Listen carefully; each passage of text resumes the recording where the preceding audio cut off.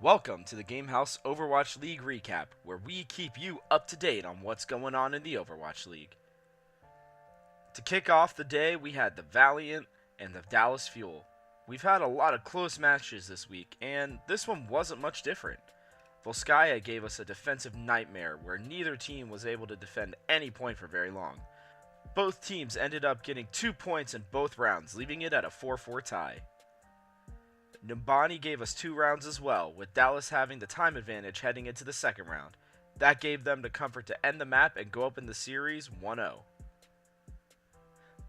Halftime was a real reset for the Valiant, as seen on Ilios.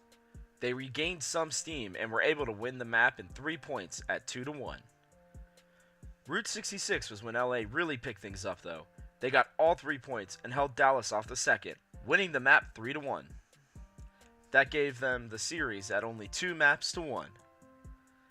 Next up were the San Francisco Shock and the Shanghai Dragons.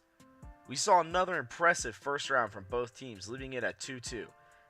However, the Shock were able to close it out in the second round, getting themselves a lead in the series.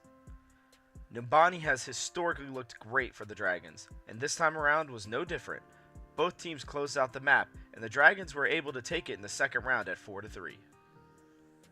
Ilios gave the Shock a breath of life as they took 2 clean maps and led the series 2-1. The last hope of Shanghai unfortunately was won by the Shock 3-2, as the Dragons were unable to close out the map on Junkertown. In our last series of the day, we had a powerhouse match between the Seoul Dynasty and the Los Angeles Gladiators. Seoul started off on attack, and they didn't look like they were going to make much ground.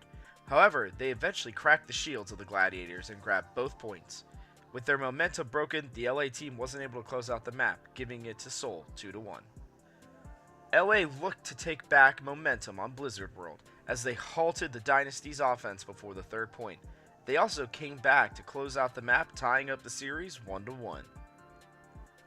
The Gladiators were able to keep their momentum through halftime and squeaked out a win on Nepal 2-1.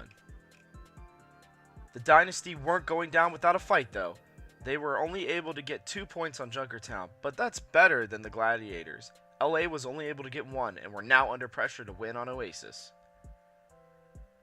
The tiebreaker wasn't as close as Nepal, but still had some great plays by both teams.